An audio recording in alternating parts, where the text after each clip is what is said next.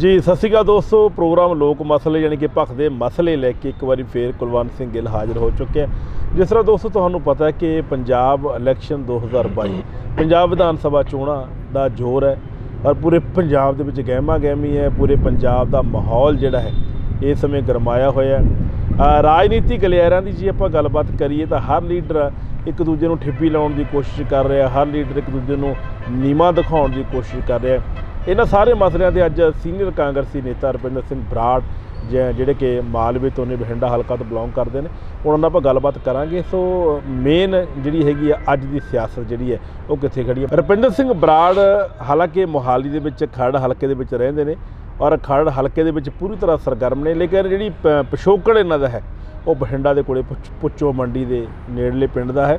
ਸੋ ਸਿਆਸਤ ਦੇ ਮਾਮਲੇ ਦੇ ਵਿੱਚ ਕਾਫੀ ਤਜਰਬਾ ਜਿਹੜਾ ਉਹ ਇਹਨਾਂ ਦਾ ਹੈਗਾ। ਸੋ ਅੱਜ ਪੰਜਾਬ ਵਿਧਾਨ ਸਭਾ ਚੋਣਾਂ ਦੇ ਬਾਰੇ ਬਰਾੜ ਸਾਹਿਬ ਨਾਲ ਆਪਾਂ ਖੁੱਲ੍ਹ ਕੇ ਗੱਲਾਂ ਬਾਤਾਂ ਕਰਾਂਗੇ ਕਿ ਪੰਜਾਬ ਦੀ ਸਿਆਸਤ ਪਹਿਲਾਂ ਨਾਲੋਂ ਤੇ ਹੁਣ ਨਾਲੋਂ ਕਿੰਨਾ ਕੁ ਫਰਕ ਪੈ ਗਿਆ। ਬਰਾੜ ਸਾਹਿਬ ਜੀ, ਬਰਾੜ ਸਾਹਿਬ ਤੁਹਾਡਾ ਬਹੁਤ ਬਹੁਤ ਸ਼ੁਕਰੀਆ ਜੀ। ਅੱਛਾ ਬਰਾੜ ਸਾਹਿਬ, ਇੱਕ ਹੋਰ ਵੀ ਗੱਲ ਹੁੰਦੀ ਆਪਾਂ ਸੁਭਾਅ ਜੀ ਗੱਲਾਂ ਬਾਤਾਂ ਕਰਾਂਗੇ ਅੱਜ ਆਪਾਂ। ਤੁਹਾਨੂੰ ਇੰਨਾ ਸਾਲ ਹੋ ਗਿਆ, ਇੰਨਾ ਲੰਬਾ ਤਜਰਬਾ ਹੋ ਗਿਆ ਸਿਆਸਤ ਵਾਲੇ ਪਾਸੇ। ਤੁਸੀਂ ਮਾਲਵੇ ਦੀ ਸਿਆਸਤ ਵੀ ਦੇਖੀ ਹੈ, ਇਸ ਖਰੜ ਹਲਕੇ ਦੀ ਸਿਆਸਤ ਵੀ ਦੇਖੀ ਹੈ, ਤੁਸੀਂ ਹੋਰ ਵੱਖ-ਵੱਖ ਪੰਜਾਬ 'ਚ ਕਾਫੀ ਜਗ੍ਹਾ 'ਤੇ ਤੁਹਾਡੇ ਦੋਸਤ ਮਿੱਤਰ ਜਿਹੜੇ ਪੋਲੀਟੀਕਲ ਵਿਚਰਦੇ ਨੇ ਜਾਂ ਪੋਲੀਟੀਕਲ ਲੀਡਰ ਹੈਗੇ ਨੇ, ਉੱਚੇ ਵੀ ਨੇ ਜਾਂ ਛੋਟੇ ਵੀ ਨੇ। ਪਹਿਲਾਂ ਨਾਲੋਂ ਹੁਣ ਦੇ ਨਾਲੋਂ ਕਿੰਨੀ ਕੀ ਗਿਰਾਵਟ ਆ ਗਈ ਇਸ ਸਿਆਸਤ ਦੇ ਵਿੱਚ? ਕੁਲਵੰਤ ਜੀ, ਗੱਲ ਇਹ ਹੈ ਵੀ ਜਿੱਥੋਂ ਤੱਕ ਸਿਆਸਤ ਦੀ ਗਿਰਾਵਟ ਦਾ ਸਵਾਲ ਹੈ ਜੀ, ਜਦੋਂ ਬਿਜ਼ਨਸ ਬਣ ਜੇ ਸਿਆਸਤ ਤਾਂ ਉਸ ਤੋਂ ਵੱਡੀ ਗਿਰਾਵਟ ਕੀ ਹੋ ਸਕਦੀ ਹੈ? ਮੈਂ ਨਹੀਂ ਸਮਝਦਾ ਵੀ ਇਸ ਤੋਂ ਵੱਧ ਗਿਰਾਵਟ ਵੀ ਕਦੇ ਆ ਸਕਦੀ ਹੈ ਸਿਆਸਤ ਦੇ ਅੰਦਰ। ਹੁਣ ਸਿਆਸਤ ਤਾਂ ਰਹਿ ਹੀ ਨਹੀਂ ਗਈ, ਸੇਵਾ ਭਾਵਨਾ ਖਤਮ ਹੋ ਚੁੱਕੀ ਹੈ, ਇੱਕ ਬਿਜ਼ਨਸ ਬਣ ਗਿਆ ਜੀ। ਸੋ ਮੈਨੂੰ ਨਹੀਂ ਲੱਗਦਾ ਵੀ ਕੋਈ ਸੇਵਾ ਭਾਵਨਾ ਨਾਲ ਕੰਮ ਕਰਦਾ। 2-4 ਬੰਦਿਆਂ ਨੂੰ ਛੱਡ ਕੇ ਹੈ ਵੀ ਨਾਸ ਕਿਸੇ ਚੀਜ਼ ਦਾ ਵੀ ਕਦੇ ਨਹੀਂ ਹੁੰਦਾ।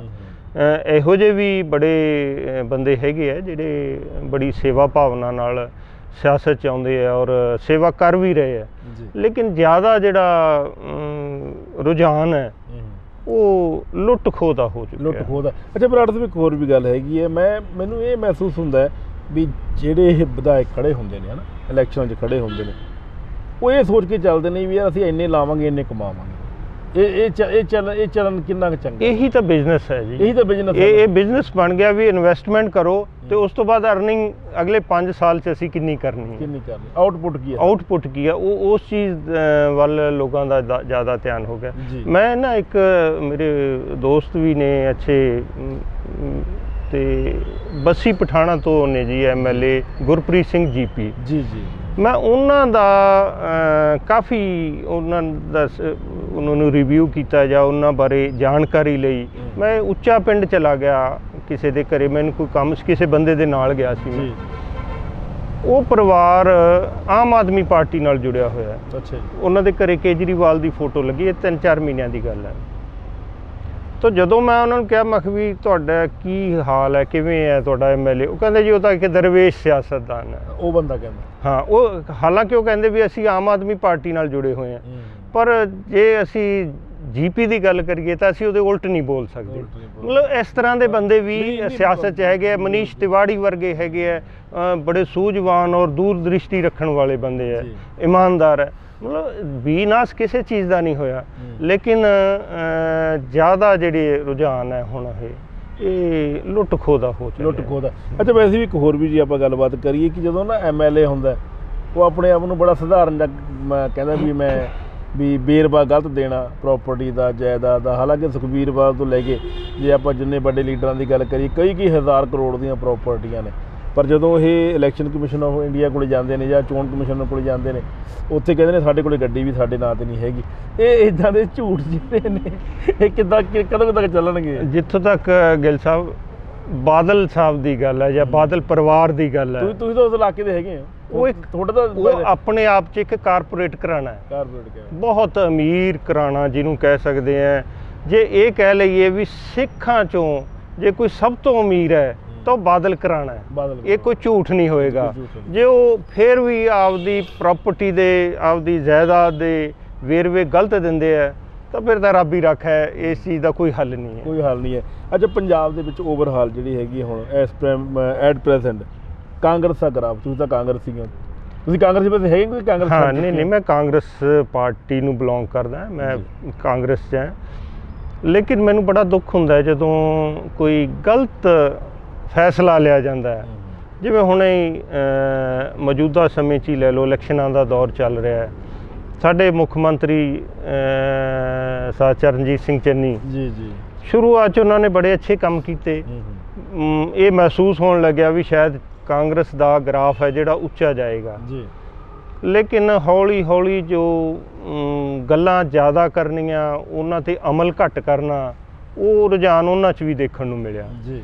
ਔਰ ਮੈਨੂੰ ਬੜੇ ਦੁੱਖ ਨਾਲ ਕਹਿਣਾ ਪੈਂਦਾ, ਮੈਂ ਹੁਣੇ ਗੱਲ ਕਰਕੇ ਹਟਿਆ, ਗੁਰਪ੍ਰੀਤ ਸਿੰਘ ਜੀਪੀ MLA ਬੱਸੀ ਪਠਾਣਾ, ਉਹਨਾਂ ਦੇ ਵਿਰੁੱਧ ਉਹਨਾਂ ਨੇ ਆਪਣੇ ਭਰਾ ਨੂੰ ਖੜਾ ਕਰਤਾ। ਨਹੀਂ ਪਰ ਹੋ ਸਕਦਾ ਚੰਨੀ ਨੇ ਸਮਝਾਉਣ ਦੀ ਕੋਸ਼ਿਸ਼ ਕੀਤੀ ਹੋਵੇ, ਡਾਕਟਰ ਸਾਹਿਬ ਮੰਨੇ। ਮੈਂ ਇਹ ਮੰਨਣ ਨੂੰ ਤਿਆਰ ਨਹੀਂ ਹੈ, ਕਿਉਂਕਿ ਉਹਨਾਂ ਦਾ ਰੁਝਾਨ ਪਹਿਲਾਂ ਤੋਂ ਉਹਨਾਂ ਦਾ, ਤੁਸੀਂ ਕਮੇਟੀ ਦੀਆਂ ਚੋਣਾਂ ਲੈ ਲਓ ਜਾਂ ਹੋਰ ਤੁਸੀਂ ਪਿਛੋਕੜ ਦੇਖ ਲਓ, ਉਹਨਾਂ ਨੇ ਆਪਣੇ ਸਾਰੇ ਪਰਿਵਾਰ ਨੂੰ ਸਿਆਸਤ 'ਚ ਵਾੜਨ ਦੀ ਕੋਸ਼ਿਸ਼ ਕੀਤੀ ਹੈ ਕਿਸੇ ਨਾ ਕਿਸੇ ਟਾਈਮ 'ਤੇ। ਇਹ ਬਾਦਲਾਂ ਦਾ ਰੁਝਾਨ ਸੀ ਸਭ ਤੋਂ ਪਹਿਲਾਂ, ਫਿਰ ਹੌਲੀ ਹੌਲੀ ਪੰਜਾਬ 'ਚ ਇਹ ਬਹੁਤ ਜ਼ਿਆਦਾ ਫੈਲ ਗਿਆ ਵੀ ਜਿਹੜਾ ਇੱਕ ਵਾਰੀ MLA ਬਣ ਗਿਆ, ਮਿਨਿਸਟਰ ਬਣ ਗਿਆ, ਉਹਦਾ ਮੁੰਡਾ ਵੀ ਆ ਗਿਆ ਸਿਆਸਤ 'ਚ, ਉਹਦਾ ਪੋਤਾ ਵੀ ਆ ਗਿਆ, ਉਹਦੀ ਪੋਤੀ ਵੀ ਆ ਗਈ, ਉਹਦੀ ਪਤਨੀ ਵੀ ਆ ਗਈ, ਉਹਦੀ ਧੀ ਵੀ ਆ ਗਈ। ਯਾਨੀ ਸਾਡੇ ਲੋਕਾਂ ਦਾ ਵੀ ਥੋੜ੍ਹਾ ਜਿਹਾ ਕਸੂਰ ਹੈ ਇਹਦੇ 'ਚ, ਕਿਉਂਕਿ ਪਹਿਲਾਂ ਉਸ ਇਨਸਾਨ ਨੂੰ ਲੀਡਰ ਮੰਨਦੇ ਆ, ਫਿਰ ਉਹਦੇ ਮੁੰਡੇ ਨੂੰ ਲੀਡਰ ਮੰਨ ਲੈਂਦੇ ਆ, ਨਾਲੋਂ ਨਾਲ ਉਹਦੇ ਤਲਵੇ ਚੱਟਣ ਲੱਗ ਜਾਂਦੇ ਆ। ਜਿਸ ਤਰ੍ਹਾਂ ਇੱਥੋਂ ਤੱਕ ਚੰਨੀ ਦੇ ਨਾਲ ਉਹਦਾ ਮੁੰਡਾ ਵੀ ਲੋਕਾਂ ਦੀਆਂ ਸਮੱਸਿਆਵਾਂ ਸੁਣਨ ਲੱਗ ਗਿਆ। ਔਰ ਮੈਨੂੰ ਇਹ ਤੁਹਾਨੂੰ ਕੋਈ ਹੈਰਾਨੀ ਨਹੀਂ ਹੋਊਗੀ ਕਿ ਅਗਲਾ ਜਿਹੜੀ ਪਾਰਲੀਮੈਂਟ ਇਲੈਕਸ਼ਨ ਹੈ, ਉਹ CM ਜਿਹੜੇ ਹੈਗੇ ਆ ਚਰਨਜੀਤ ਸਿੰਘ ਚੰਨੀ, ਉਹਨਾਂ ਦਾ ਬੇਟਾ ਉਹਦੇ 'ਚ ਕੈਂਡੀਡੇਟ ਹੋਵੇ। ਇਹ ਕੋਈ ਹੈਰਾਨੀ ਨਹੀਂ ਹੋਊਗੀ, ਹੈਰਾਨੀ ਦੀ ਗੱਲ ਨਹੀਂ ਹੈ। ਹਾਂ, ਅੱਛਾ ਤੁਸੀਂ ਗ੍ਰਾਫ ਦੀ ਗੱਲ ਕਰੀਏ, ਆਪਾਂ ਇੱਕ ਚੀਜ਼ ਸੋਚਦੇ ਸੀ ਵੀ ਜਦੋਂ ਕੈਪਟਨ ਨੂੰ ਮੁੱਦਿਆਂ ਤੋਂ ਲਾਂਭੇ ਕੀਤਾ ਵੀ ਚਲੋ ਕੈਪਟਨ ਸਰਕਾਰ ਦਾ ਪਲਟਾ, ਕਿਉਂਕਿ ਰਾਜ ਦਾ ਪਲਟਾ ਹੀ ਹੁੰਦਾ, ਪਲਟਾ ਮਰਵਾਤਾ। ਇਹ ਸੋਚ ਕੇ ਮਰਵਾਇਆ ਸੀ ਕਿ ਪੰਜਾਬ ਦੇ ਵਿੱਚ ਹੁਣ ਕੋਈ ਚੀਜ਼, ਜਿਹੜੇ ਭ੍ਰਿਸ਼ਟ ਮੰਤਰੀ ਨੇ ਉਹਨਾਂ ਨੂੰ, ਦਾਗੀ ਮੰਤਰੀ ਨੇ, ਉਹਨਾਂ ਦੀ ਛਾਂਟੀ ਹੋਊਗੀ। ਲੇਕਿਨ ਦੁਬਾਰੇ ਫਿਰ ਤੁਹਾਡੀ ਬੁਝਾਰਤ ਨੇ, ਕਾਂਗਰਸ ਨੇ ਦੁਬਾਰੇ ਫਿਰ ਉਹੀ ਬੰਦੇ ਬਾੜ ਲਏ। ਫਿਰ ਚੇਂਜ ਕੀ ਹੋਇਆ? ਫਿਰ ਤਾਂ ਜਿਵੇਂ ਕੁਲਵੰਤ ਸਿੰਘ ਸੀ ਉਵੇਂ ਬੰਤਾ ਸਿੰਘ। ਕੁਲਵੰਤ ਜੀ, ਪਹਿਲੀ ਗੱਲ ਤਾਂ ਇਸ ਸਮੇਂ ਇਹ ਰੱਦੋ ਬਦਲ ਕਰਨਾ ਹੀ ਗਲਤ ਸੀ। ਜਦੋਂ ਕਿ ਮਹੀਨੇ 2 ਰਹਿੰਦੇ, 3 ਮਹੀਨੇ ਰਹਿੰਦੇ, ਇੱਕ ਐਸੇ ਇਨਸਾਨ ਦੇ ਕਹਿਣ 'ਤੇ ਰੱਦੋ ਬਦਲ ਕੀਤਾ ਗਿਆ ਜਿਹਦੀ ਖੁਦ ਦੀ ਕੋਈ ਜ਼ੁਬਾਨ ਨਹੀਂ, ਜਿਹੜਾ ਸਵੇਰੇ ਕੁਛ ਹੋਰ ਬੋਲਦਾ, ਸ਼ਾਮ ਨੂੰ ਕੁਛ ਹੋਰ ਬੋਲਦਾ, ਔਰ ਪੱਤਰਕਾਰਾਂ ਕੋਲੇ ਕੁਛ ਹੋਰ ਬੋਲਦਾ, ਲੇਕਿਨ ਜਦੋਂ ਸਪੀਚ ਦੇ ਰਿਹਾ ਹੁੰਦਾ ਸਟੇਜ 'ਤੇ ਉਦੋਂ ਕੁਛ ਹੋਰ ਹੋ ਜਾਂਦਾ। ਹੁਣ ਭੈਣ ਬਾਰੇ ਵੀ ਮੁੱਕਰ ਗਿਆ, ਜਦੋਂ ਕਿ ਮਹੀਨਾ ਕੁ ਪਹਿਲਾਂ ਉਹਨੇ ਸੋਢੀ, ਸਾਡੇ ਸੀਨੀਅਰ ਪੱਤਰਕਾਰ ਨੇ ਜਗਬਾਣੀ ਅਖਬਾਰ ਦੇ, ਉਹਨਾਂ ਨੇ ਗੱਲ ਮੰਨੀ ਹੈ ਕਿ ਮੇਰੀਆਂ 2 ਭੈਣਾਂ ਨੇ, ਕਿ ਅਮਰੀਕਾ ਰਹਿੰਦੀ ਹੈ ਕਿ ਇੱਥੇ।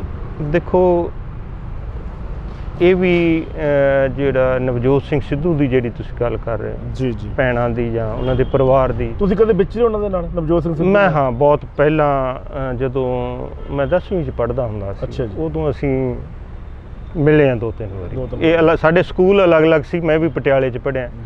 ਜਿੱਥੋਂ ਤੱਕ ਮੈਨੂੰ ਇਹਨਾਂ ਬਾਰੇ ਜਾਣਕਾਰੀ ਹੈ ਵੀ ਇਹਦੀ ਮਦਰ ਦੇ 2 ਵਿਆਹ ਹੈ ਜੀ, ਤੇ ਉਹ ਪਹਿਲੇ ਵਿਆਹ ਦੀਆਂ ਲੜਕੀਆਂ 2, ਇਹ ਸਰਦਾਰ ਭਗਵੰਤ ਸਿੰਘ ਦਾ ਬੇਟਾ ਜੀ। ਸਕੇ ਭੈਣ ਭਰਾ ਹੀ ਹੈ, ਮਤਲਬ ਇੱਕੋ ਪੇਟ 'ਚੋਂ ਜੰਮੇ 3 ਭੈਣ ਭਰਾ, ਇੱਕੋ ਮਾਂ ਦੇ ਪੇਟ 'ਚੋਂ ਜੰਮੇ ਹੋਏ। 2 ਵੱਡੀਆਂ ਨੇ, 2 ਵੱਡੀਆਂ, ਇੱਕ ਛੋਟਾ। ਇਹ ਛੋਟਾ ਹੈ ਸਾਰਾ ਤੋਂ, ਔਰ ਬਹੁਤ ਜ਼ਿਆਦਾ ਛੋਟਾ ਹੈ ਉਹਨਾਂ ਤੋਂ। ਸੋ ਇਹ ਕਹਿਣਾ ਵੀ ਉਹ ਮੇਰੀਆਂ ਭੈਣਾਂ ਨਹੀਂ, ਤਾਂ ਇਹ ਤਾਂ ਲੋਕਾਂ ਨੂੰ ਮੂਰਖ ਬਣਾਉਣ ਵਾਲੀ ਗੱਲ ਹੈ। ਤੇ ਮੈਂ ਸਮਝਦਾ ਵੀ ਇਹ ਐਡਮਿਟ ਕਰ ਲੈਣਾ ਚਾਹੀਦਾ ਹੈ ਨਵਜੋਤ ਸਿੰਘ ਸਿੱਧੂ ਹੋਰਾਂ ਨੂੰ ਕਿ ਉਹ ਮੇਰੀਆਂ, ਹਾਂ ਪਰਿਵਾਰ 'ਚ ਕੋਈ ਡਿਫਰੈਂਸਿਸ ਹੋ ਸਕਦੇ ਆ, ਵਖਰੇਵੇਂ ਹੋ ਸਕਦੇ ਆ, ਉਹਨਾਂ ਦੀ ਸੋਚ ਅਲੱਗ ਹੋ ਸਕਦੀ ਹੈ, ਇਹਨਾਂ ਦੀ ਸੋਚ ਅਲੱਗ ਹੋ ਸਕਦੀ ਹੈ, ਅਲੱਗ-ਅਲੱਗ ਰਹਿੰਦੇ ਆ, ਕਿਉਂਕਿ ਉਹਨਾਂ ਦੀ ਆਪਣੀ ਜ਼ਿੰਦਗੀ ਹੈ, ਇਹਨਾਂ ਦੀ ਆਪਣੀ ਜ਼ਿੰਦਗੀ ਹੈ, ਉਹ ਇੱਕ ਵੱਖਰਾ ਵਿਸ਼ਾ ਹੈ। ਲੇਕਿਨ ਇਹ ਹੀ ਕਹਿ ਦੇਣਾ ਕਿ ਵੀ ਮੇਰਾ ਉਹਨਾਂ ਨਾਲ ਕੋਈ ਸੰਬੰਧ ਨਹੀਂ, ਇਹ ਬਹੁਤ ਮਾੜੀ ਗੱਲ ਹੈ, ਇਹ ਕੋਈ ਚੰਗੀ ਗੱਲ ਨਹੀਂ। ਜੀ। ਅੱਜ ਗੱਲ ਆਪਾਂ ਉਸੇ ਥਾਂ 'ਤੇ ਆਉਂਦੇ, ਆਪਾਂ ਥੋੜ੍ਹਾ ਜਿਹਾ ਮੁੱਦੇ ਤੋਂ ਦੂਰ ਚਲੇ ਗਏ ਸੀ। ਕਾਰਨ ਇਹੀ ਕੀ ਹੈ ਵੀ ਚੰਨੀ ਨੂੰ ਬਣਾਇਆ, ਮੁੱਖ ਮੰਤਰੀ ਬਣਾਇਆ, ਖੱਟਿਆ ਕੀ? ਇਹਦਾ ਖੱਟਣ ਦੀ ਕੋਸ਼ਿਸ਼ ਕੀਤੀ ਗਈ। ਪਹਿਲੀ ਗੱਲ ਤਾਂ ਜਿਹੜਾ ਸਰਦਾਰ ਚਰਨਜੀਤ ਸਿੰਘ ਚੰਨੀ ਨੂੰ ਮੁੱਖ ਮੰਤਰੀ ਬਣਾਉਣ ਦਾ ਟਾਈਮ ਸੀ, ਉਹ ਗਲਤ ਸੀ। ਜਾਂ ਤਾਂ ਇਹ ਫੈਸਲਾ ਹੀ ਲੈਣਾ ਸੀ ਤਾਂ ਇਹ ਘੱਟੋ ਘੱਟ 1 ਸਾਲ ਪਹਿਲਾਂ ਲਿਆ ਜਾਂਦਾ। ਹੁਣ ਤੁਸੀਂ ਦੇਖੋ, ਕੋਈ ਭਰਤੀ ਨਹੀਂ ਹੋ ਸਕੀ, ਇਹਨਾਂ ਨੇ ਵਾਅਦਾ ਕੀਤਾ ਸੀ ਵੀ 36000 ਮੁਲਾਜ਼ਮ ਅਸੀਂ ਪੱਕੇ ਕਰਾਂਗੇ, ਉਹ ਪੱਕੇ ਨਹੀਂ ਹੋ ਸਕੇ। ਬੋਰਡ ਲੱਗੇ ਨੇ, ਉਹ ਬੋਰਡ ਕੀ ਹੈ, ਸਾਡਾ ਸਿਰਫ ਖਰਚਾ ਕੀਤਾ। ਖਰਚਾ ਕਿਹਦਾ ਹੋਇਆ? ਪਬਲਿਕ ਦਾ ਖਰਚਾ ਹੋਇਆ। ਉਹ ਸਿਰਫ ਖਰਚਾ ਕੀਤਾ ਗਿਆ, ਉਹਦਾ ਆਊਟਪੁੱਟ ਕੋਈ ਵੀ ਨਹੀਂ ਹੈ। ਸੋ ਇਸ ਕਰਕੇ ਕਈ ਗੱਲਾਂ ਹੈਗੀਆਂ ਜਿਨ੍ਹਾਂ ਬਾਰੇ ਸਾਨੂੰ ਸੋਚਣ ਦੀ ਲੋੜ ਹੈ ਜੀ। ਤੇ ਇਹ ਟਾਈਮ ਸਹੀ ਨਹੀਂ ਸੀ। ਸੋ ਇਸ ਕਰਕੇ ਮੈਨੂੰ ਨਹੀਂ ਲੱਗਦਾ ਵੀ ਅਸੀਂ ਕੁਝ ਖੱਟਿਆ।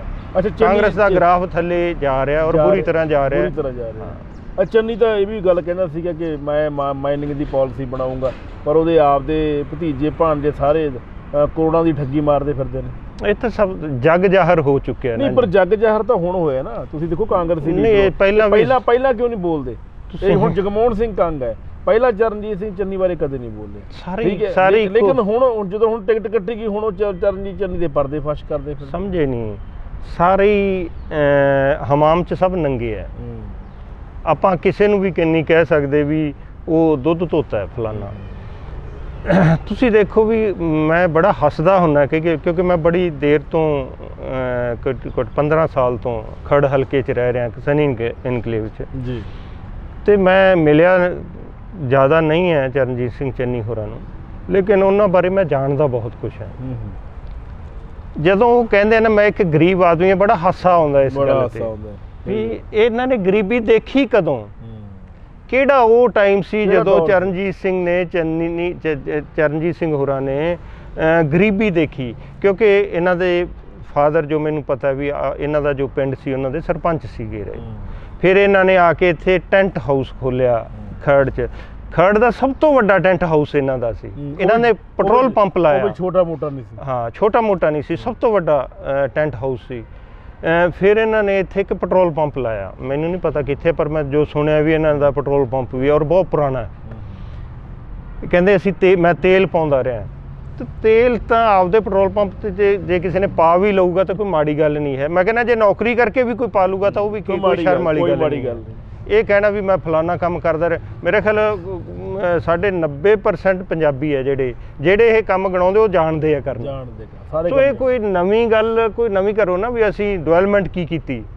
ਮੈਂ ਇੰਨੇ ਸਾਲ ਮੰਤਰੀ ਰਿਹਾ ਜਾਂ ਇੰਨੇ ਸਾਲ MLA ਰਿਹਾ, ਮੈਂ ਇਲਾਕੇ ਦਾ ਕੀ ਸੁਧਾਰ ਕੀਤਾ, ਮੈਂ ਸਾਡੇ ਬੇਰੁਜ਼ਗਾਰ ਨੌਜਵਾਨ ਫਿਰ ਰਹੇ ਉਹਨਾਂ ਵਾਸਤੇ ਮੈਂ ਕੀ ਕੰਟਰੀਬਿਊਸ਼ਨ ਮੇਰੀ ਕੀ ਹੈ, ਮੈਂ ਕਿੰਨੇ ਸਕੂਲ ਕਾਲਜ ਖੋਲ੍ਹੇ, ਕੀ ਮੈਂ ਸਾਡੇ ਹਸਪੀਟਲਾਂ ਦਾ ਜਿਹੜਾ ਬੁਰਾ ਹਾਲ ਹੈ ਤੁਸੀਂ ਦੇਖ ਕੇ ਆਓ, ਰੋਣ ਆਉਂਦਾ ਹਸਪਤਾਲਾਂ ਦੇ ਅੰਦਰ ਜਾ ਕੇ, ਸਰਕਾਰੀ ਹਸਪਤਾਲਾਂ ਉਹਨਾਂ 'ਚ ਮੈਂ ਕੀ ਸੁਧਾਰ ਲਿਆਂਦਾ। ਇਹੋ ਜਿਹੀਆਂ ਗੱਲਾਂ ਕਰੋ, ਮੈਂ ਮੰਜਾ ਬੁਣ ਲੈਣਾ, ਮੈਂ ਤੇਲ ਪਾ ਲੈਣਾ, ਇਹ ਕੋਈ ਗੱਲਾਂ ਥੋੜ੍ਹੀ ਹੈ ਕਰਨ ਵਾਲੀਆਂ। ਇਹ ਕਿ ਮੁੱਖ ਮੰਤਰੀ ਦਾ ਕੰਮ ਥੋੜ੍ਹੀ ਹੈ ਇਹ।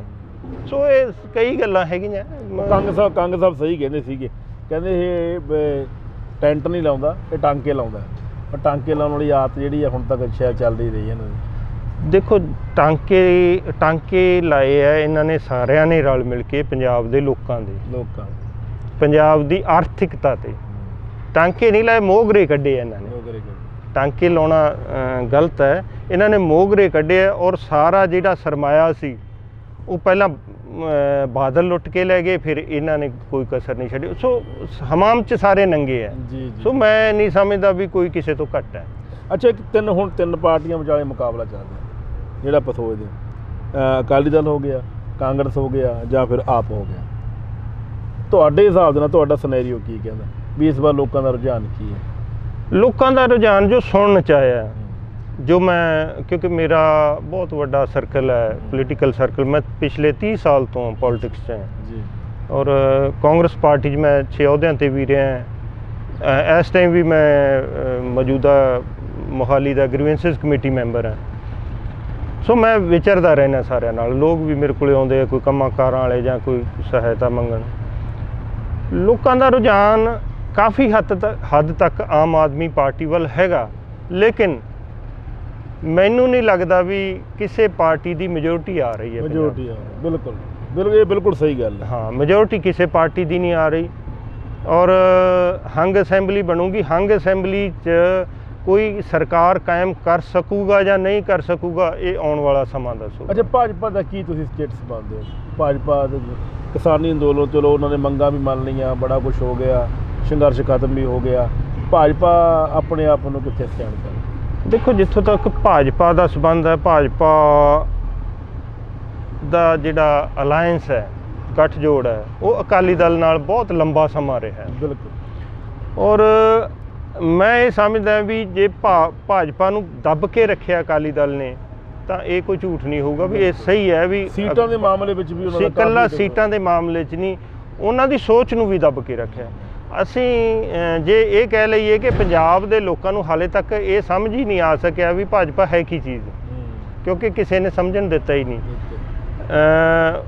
ਕਿਸਾਨੀ ਬਿੱਲ ਆਏ ਜੋ ਕਿ ਪੰਜਾਬ ਦਾ ਬੜਾ ਵੱਡਾ ਦੁਖਾਂਤ ਹੋਇਆ, ਬੜੀਆਂ ਜਾਨਾਂ ਚਲੀਆਂ ਗਈਆਂ ਕਿਸਾਨਾਂ ਦੀਆਂ, ਅਤੇ ਉਹ ਤਰਾਸਦੀ ਅਸੀਂ ਸ਼ਾਇਦ ਨਹੀਂ ਭੁੱਲ ਸਕਦੇ। ਲੇਕਿਨ ਕਈ ਗੱਲਾਂ ਮੈਨੂੰ ਭਾਜਪਾ ਦੀਆਂ ਚੰਗੀਆਂ ਵੀ ਲੱਗਦੀਆਂ, ਜਿਵੇਂ ਹੁਣ ਤੁਸੀਂ ਸਿੱਖ ਧਰਮ ਬਾਰੇ ਉਹਨਾਂ ਦੇ ਜਿਹੜੇ ਵਿਚਾਰ ਹੈ।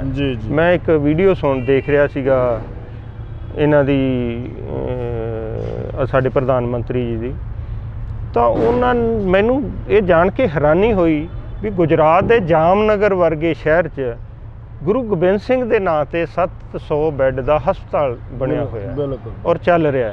ਇੱਕ ਬੜੀ ਹੈਰਾਨੀ ਵਾਲੀ ਗੱਲ ਸੀ। ਔਰ ਇੱਕ ਜਿਹੜਾ ਉਹਨਾਂ ਨੇ ਵੀਰ ਬਾਲ ਦਿਵਸ ਡਿਕਲੇਅਰ ਕੀਤਾ 26 ਦਸੰਬਰ, ਇਹ ਬਹੁਤ ਵੱਡੀ ਗੱਲ ਹੈ ਸਿੱਖ ਧਰਮ ਵਾਸਤੇ। ਅਸੀਂ ਉਹਨਾਂ ਦੇ ਰਿਣੀ ਵੀ ਰਵਾਂਗੇ। ਹਾਂ, ਪਰ ਜਿਹੜਾ ਕਿਸਾਨ ਅੰਦੋਲਨ ਦੀ ਗੱਲ ਹੈ, ਉੱਥੇ ਸ਼ਾਇਦ ਕੁਝ ਗਲਤੀਆਂ ਭਾਜਪਾ ਦੀਆਂ ਰਹੀਆਂ ਵੀ ਹੈ, ਜਾਂ ਇਹ ਕਹਿ ਲਓ ਵੀ ਉਹ ਚੰਗੀ ਤਰ੍ਹਾਂ ਸਮਝਾ ਨਹੀਂ ਸਕੇ। ਜੇ ਉਹਨਾਂ ਨੇ ਕਾਨੂੰਨ ਲਿਆਉਣੇ ਸੀ ਤਾਂ ਕਿਸਾਨ ਜਥੇਬੰਦੀਆਂ ਜਾਂ ਕਿਸਾਨਾਂ ਦੀਆਂ ਜੋ ਵੀ ਮੋਹਰੀ ਮਤਲਬ ਹੈ ਪਾਰਟੀਆਂ, ਉਹਨਾਂ ਨੂੰ ਭਰੋਸੇ 'ਚ ਲੈਣਾ ਚਾਹੀਦਾ ਸੀ, ਉਹ ਨਹੀਂ ਲੈ ਸਕੇ। ਅੱਛਾ ਬਰਾੜ ਸਾਹਿਬ, ਇੱਕ ਹੋਰ ਵੀ ਗੱਲ ਹੈ, ਇਹਨਾਂ ਪਾਰਟੀਆਂ ਦੇ ਵਿੱਚ ਰਾਜੇਵਾਲ ਸਾਹਿਬ ਫੈਸਲਾ ਲੈਂਦੇ ਨੇ ਕਿ ਅਸੀਂ ਚੋਣਾਂ ਲੜਾਂਗੇ, ਕਿ ਫੈਸਲਾ ਜਿਹੜਾ ਉਹ ਕਿਸ ਹੱਦ ਤੱਕ ਸਹੀ ਸੀ ਉਹਨਾਂ ਦਾ? ਰਾਜੇਵਾਲ, ਮੈਂ ਇਸ ਫੈਸਲੇ ਨੂੰ ਗਲਤ ਨਹੀਂ ਸਮਝਦਾ। ਗਲਤ ਨਹੀਂ ਸਮਝਦਾ ਨਾ। ਕਾਰਨ ਕੀ ਰਿਹਾ? ਕਾਰਨ ਇਹ ਹੈ ਵੀ ਜੇ ਚੰਗੇ ਬੰਦੇ ਸਿਆਸਤ 'ਚ ਨਹੀਂ ਆਉਣਗੇ, ਮੇਰਾ ਹਮੇਸ਼ਾ ਤੋਂ ਇਹ ਵਿਚਾਰ ਰਿਹਾ ਵੀ ਚੰਗੇ ਬੰਦਿਆਂ ਨੂੰ ਸਿਆਸਤ 'ਚ ਆਉਣਾ ਚਾਹੀਦਾ ਹੈ। ਕਿ ਚੰਗੇ ਬੰਦੇ ਸਿਰਫ ਅੰਦੋਲਨ ਕਰਨ ਵਾਸਤੇ ਹੀ ਹੁੰਦੇ ਹੈ। ਅੰਦੋਲਨ ਕਰੋ ਤੇ ਦੂਜੀ ਪਾਰਟੀ ਨੂੰ ਬਿਠਾ ਦਿਓ, ਉਹ ਫਿਰ ਦੂਜੇ ਲੁੱਟਣਗੇ, ਫਿਰ ਅੰਦੋਲਨ ਕਰੋ ਤੇ ਫਿਰ ਦੂਜੀ ਪਾਰਟੀ ਨੂੰ ਬਿਠਾ ਦਿਓ, ਫਿਰ ਦੂਜੇ ਲੁੱਟਣਗੇ। ਇਹੀ ਚੱਲਦਾ ਰਹੂਗਾ? ਇਹੀ ਚੱਲਦਾ। ਅੰਦੋਲਨ 'ਚੋਂ ਹੀ ਪਾਰਟੀਆਂ ਉੱਠਦੀਆਂ, ਅੰਦੋਲਨ 'ਚੋਂ ਹੀ ਲੀਡਰ ਬਣਦੇ ਹੈ। ਹਮੇਸ਼ਾ ਹੀ ਅੰਦੋਲਨ 'ਚੋਂ, ਪਹਿਲਾਂ JP ਅੰਦੋਲਨ ਚੱਲਿਆ ਉਦੋਂ ਲੀਡਰ, ਫਿਰ ਤੁਸੀਂ ਦੇਖਿਓ ਅੰਨਾ ਅੰਦੋਲਨ ਚੱਲਿਆ, ਉਹ ਮੂਵਮੈਂਟ ਚੱਲੀ, ਉਹਦੇ 'ਚੋਂ ਲੀਡਰ ਉੱਠੇ, ਕੇਜਰੀਵਾਲ ਨਿਕਲਿਆ, ਜਾਂ ਹੋਰ ਵੀ ਬਹੁਤ ਸਾਰੇ ਅੰਦੋਲਨ ਹੁਣ ਤੱਕ ਚੱਲੇ ਹੈ। ਕਮਿਊਨਿਸਟਾਂ ਦੇ ਵੀ ਚੱਲਿਆ, ਜਾਂ ਹੋਰ ਬੜੇ ਸੱਤਿਆਗ੍ਰਹਿ ਹੋਏ ਹੈ। ਜੇ ਸੱਤਿਆਗ੍ਰਹਿ ਹੋਇਆ, ਅੰਦੋਲਨ ਚੱਲਿਆ, ਤਾਂ ਮਹਾਤਮਾ ਗਾਂਧੀ ਲੀਡਰ ਬਣੇ, ਨਹਿਰੂ ਜੀ ਲੀਡਰ ਬਣੇ, ਜਾਂ ਹੋਰ ਵੱਡੇ ਵੱਡੇ ਲੀਡਰ ਸਾਡੇ ਸਾਹਮਣੇ। ਇਹ ਅੰਦੋਲਨ 'ਚੋਂ ਹੀ ਹਮੇਸ਼ਾ ਲੀਡਰ ਨਿਕਲਦੇ ਆ। ਅਤੇ ਇਹ ਕਹਿ ਦੇਣਾ ਵੀ ਤੁਸੀਂ ਤਾਂ ਅੰਦੋਲਨ ਹੀ ਕਰੋ ਅਤੇ ਤੁਸੀਂ ਇਲੈਕਸ਼ਨ ਨਹੀਂ ਲੜ ਸਕਦੇ, ਇਹ ਸੌੜੀ ਸੋਚ ਹੈ। ਮੈਂ ਕਹਿੰਦਾ ਵੀ ਇਹ ਸਿਆਸੀ ਪਾਰਟੀਆਂ ਦੀ ਸਭ ਤੋਂ ਮਾੜੀ ਸੋਚ ਹੈ। ਜੀ ਅੱਛਾ, ਇੱਕੋ ਤੁਸੀਂ ਹੁਣ ਮਾਲਵੇ ਤੋਂ ਹੈਗੇ ਹੋ, ਬਠਿੰਡਾ ਆਪਣਾ ਹਲਕਾ ਉਸ ਪਾਸੇ ਦਾ, ਉੱਥੋਂ ਦੇ ਰਹਿਣ ਵਾਲੇ ਹੋ। ਬਾਦਲ ਸਾਹਿਬ ਪਰ ਇੱਕ ਲੰਬੀ ਹਲਕੇ ਤੋਂ ਚੋਣ ਲੜ ਰਹੇ ਹਰ ਵਾਰ ਦੀ ਤਰ੍ਹਾਂ। ਇੱਕ ਗੱਲ ਨਿਕਲ ਕੇ ਆ ਰਹੀ ਹੈ ਕਿ ਪਿੰਡਾਂ ਦੇ ਲੋਕਾਂ ਦੇ ਨਾਲ ਜਦੋਂ ਗੱਲਬਾਤ ਹੋਈ, ਉਹ ਕਹਿੰਦੇ ਵੀ ਸਾਡੇ ਪਿੰਡਾਂ 'ਚ ਡਿਵੈਲਪਮੈਂਟ ਤਾਂ ਨਹੀਂ ਹੋਈ, ਪਰ ਚਿੱਟਾ ਜ਼ਰੂਰ ਬਾਦਲ ਸਾਹਿਬ ਨੇ ਭੇਜਤਾ।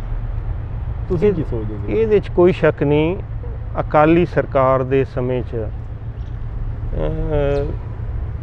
ਬਹੁਤ ਜ਼ਿਆਦਾ ਜਿਹੜਾ ਰੁਝਾਨ ਰਿਹਾ ਹੈ ਨਸ਼ਿਆਂ ਦਾ, ਔਰ ਗੈਂਗਸਟਰ ਬਣੇ ਆ ਉਸ ਟਾਈਮ, ਇਹ ਕਿਸੇ ਤੋਂ ਲੁਕੀ ਗੱਲ ਨਹੀਂ ਹੈ। ਬਹੁਤ ਜ਼ਿਆਦਾ ਰੁਝਾਨ ਰਿਹਾ ਇਸ ਚੀਜ਼ ਦਾ, ਔਰ ਇਸ ਦਾ ਜਿਹੜਾ ਖਾਤਮਾ ਕਰਨ ਲਈ ਲੋਕਾਂ ਨੇ ਕੈਪਟਨ ਅਮਰਿੰਦਰ ਸਿੰਘ ਨੂੰ ਦਾ ਸਾਥ ਦਿੱਤਾ। ਬਿਲਕੁਲ, ਲੋਕ ਚਾਹੁੰਦੇ ਸੀ ਵੀ ਕਾਂਗਰਸ ਦੀ ਸਰਕਾਰ ਆਵੇ ਅਤੇ ਇਹ ਅਸੀਂ ਨਸ਼ਿਆਂ ਤੋਂ ਮੁਕਤ ਹੋਈਏ, ਜਿਹੜੇ ਗੈਂਗਸਟਰ ਹੈ ਉਹਨਾਂ ਤੋਂ ਮੁਕਤ ਹੋਈਏ, ਲੇਕਿਨ ਉਹ ਹੋ ਨਹੀਂ ਸਕਿਆ।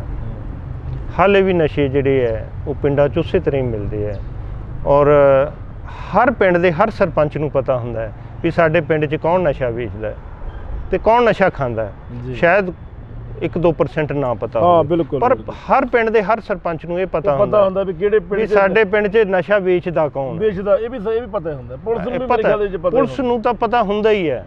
ਜਦੋਂ ਸਰਪੰਚ ਨੂੰ ਪਤਾ ਤਾਂ ਪੁਲਿਸ ਨੂੰ ਆਪੇ ਹੀ ਪਤਾ ਹੈ, ਲੇਕਿਨ ਸਭ ਰਲ ਮਿਲ ਕੇ ਚੱਲਦਾ। ਕਾਰਨ ਕੀ ਹੈ ਬਰਾੜ ਸਾਹਿਬ? ਮਤਲਬ ਨਸ਼ਾ ਵਿਕਦਾ ਵੀ ਹੈ, ਸਭ ਨੂੰ ਪਤਾ ਹੈ ਕਿ ਫਲਾਣਾ ਗੋਰੇ ਦੇ ਘਰ 'ਚ ਨਸ਼ਾ ਵਿਕਦਾ ਹੈ, ਜਾਂ ਕਾਲੇ ਦੇ ਘਰ 'ਚ ਨਸ਼ਾ ਵਿਕਦਾ ਹੈ, ਜਾਂ ਸੱਜਣ ਦੇ ਘਰ 'ਚ ਵਿਕਦਾ ਹੈ, ਅਤੇ ਫਿਰ ਲੋਕ ਦੁਖੀ ਵੀ ਨੇ, ਪ੍ਰੋਟੈਸਟ ਵੀ ਕਰਦੇ ਨੇ। ਇਹ ਤੰਤਰ ਮੰਤਰ ਜਿਹੜਾ ਸੁਲਝੂ ਕਿਸ ਕੋਲ? ਮੈਂ ਨਾ ਪੁਲਿਸ ਥੱਲੇ ਤੋਂ ਲੈ ਕੇ ਉੱਪਰ ਤੱਕ, ਚਲੋ ਇਹ ਤਾਂ ਛੱਡੋ, ਜੇਲ੍ਹਾਂ ਦੇ ਵਿੱਚ ਵੀ ਨਸ਼ਾ ਸ਼ਰੇਆਮ, ਜੇਲ੍ਹਾਂ ਦੇ ਵਿੱਚ ਹਰ ਚੀਜ਼। ਮੈਂ ਤੁਹਾਨੂੰ ਕੁਲਵੰਤ ਜੀ ਇੱਕ ਇੰਟਰਸਟਿੰਗ ਗੱਲ ਦੱਸਦਾ, ਮੈਂ ਆਪਦੇ ਪਿੰਡ ਦੀ ਗੱਲ ਦੱਸਦਾ। ਜੀ ਜੀ ਜੀ। ਸਾਡੇ ਪਿੰਡ, ਸਾਡਾ ਜਿਹੜਾ ਐਮਐਲਏ ਹੈ, ਪਿੰਡ ਦਾ ਨਾਮ ਵੀ ਦੱਸੋ। ਪਿੰਡ ਮੇਰਾ ਮਹਿਮਾ ਸਰਜਾ ਹੈ ਜੀ, ਗੋਨਿਆਣਾ ਮੰਡੀ ਕੋਲੇ ਹੈ, ਡਿਸਟ੍ਰਿਕਟ ਬਠਿੰਡਾ। ਤੇ ਉਹ ਸਾਡੇ ਐਮਐਲਏ ਹੈ ਜੀ ਪ੍ਰੀਤਮ ਸਿੰਘ ਕੋਟਪਾਈ। ਹਾਂ।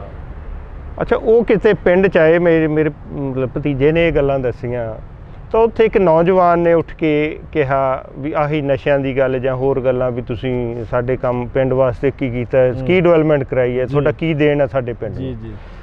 ਤਾਂ ਤੁਸੀਂ ਇਹ ਸੋਚ ਕੇ ਜਾਂ ਜਾਣ ਕੇ ਹੈਰਾਨ ਰਹਿ ਜਾਓਗੇ ਵੀ ਪਿੰਡ ਦੇ 80% ਲੋਕ ਉਹ ਨੌਜਵਾਨ ਦਾ ਵਿਰੋਧ ਕਰਨ ਲੱਗ ਗਏ। ਅੱਛਾ। ਹਾਲਾਂਕਿ ਦੁਖੀ ਸਾਰੇ ਹੀ ਹੈ, ਲੇਕਿਨ ਉਹ ਪਿੰਡ ਦੇ 80% ਲੋਕ ਉਹਦਾ ਵਿਰੋਧ ਕਰਨ ਲੱਗ ਗਏ। ਔਰ ਉਹਦਾ ਬਾਅਦ 'ਚ ਬਾਅਦ 'ਚ ਪਤਾ ਲੱਗਿਆ ਵੀ ਉਗਰਾਹਾਂ ਗਰੁੱਪ, ਜਿਹੜਾ ਕਿਸਾਨ ਜਥੇਬੰਦੀ ਉਗਰਾਹਾਂ ਗਰੁੱਪ, ਉਹਦਾ ਮੈਂਬਰ ਹੈ ਉਹ। ਤੇ ਉਹਨੇ ਭਾਈ ਆਪਦੀ ਪਾਰਟੀ ਨੂੰ ਸ਼ਿਕਾਇਤ ਕੀਤੀ, ਆਪਦੀ ਜਥੇਬੰਦੀ ਨੂੰ, ਉੱਥੇ ਚਲੋ ਪੁਲਿਸ ਤੱਕ ਵੀ ਗੱਲ ਪਹੁੰਚੀ, ਹੋਣਾ ਤਾਂ ਕੀ ਹੈ। ਲੇਕਿਨ ਮੇਰਾ ਇਹ ਦੱਸਣ ਤੋਂ ਭਾਵ ਇਹ ਸੀ ਵੀ ਜਦੋਂ ਕੋਈ ਵੀ ਆਵਾਜ਼ ਇੱਕ ਬੰਦਾ ਉਠਾਉਂਦਾ ਹੈ ਤਾਂ ਉਹਦੇ ਨਾਲ ਦੇ ਹੀ ਜਿਹੜੇ ਸਾਡੇ ਅੰਗੀ ਸਾਕ ਹੈ ਜਾਂ ਜਿਹੜੇ ਸਾਡੇ ਆਲੇ ਦੁਆਲੇ ਵਾਲੇ ਹੈ, ਉਹਦਾ ਵਿਰੋਧ ਕਰਨ ਲੱਗ ਜਾਂਦੇ ਵੀ ਤੈਨੂੰ ਕੀ ਲੋੜ, ਇਕੱਲੇ ਨੂੰ ਪੈ ਗਈ, ਦੂਜੇ ਕਿਉਂ ਨਹੀਂ ਆਵਾਜ਼। ਉਹ ਹਰ ਇੱਕ ਕੋਈ ਸੋਚਦਾ, ਇਹ ਲੋਕ ਸੋਚਦੇ ਆ ਵੀ ਭਗਤ ਸਿੰਘ ਦੁਆਰਾ ਪੈਦਾ ਹੋਵੇ, ਪਰ ਹੋਵੇ ਦੂਜੇ ਦੇ ਘਰੇ, ਸਾਡੇ ਘਰੇ ਨਾ ਪੈਦਾ। ਮਤਲਬ ਇਹ ਸੋਚ ਸਾਡੀ ਲੋਕਾਂ ਦੀ ਹੈਗੀ ਹੈ। ਇਹ ਸੋਚ ਜਿੰਨਾ ਚਿਰ ਬਦਲਦੀ ਨਹੀਂ, ਮੈਂ ਨਹੀਂ ਸਮਝਦਾ ਵੀ ਸਾਡਾ ਸੂਬਾ ਜਾਂ ਸਾਡਾ ਦੇਸ਼ ਤਰੱਕੀ ਕਰ ਸਕਦਾ।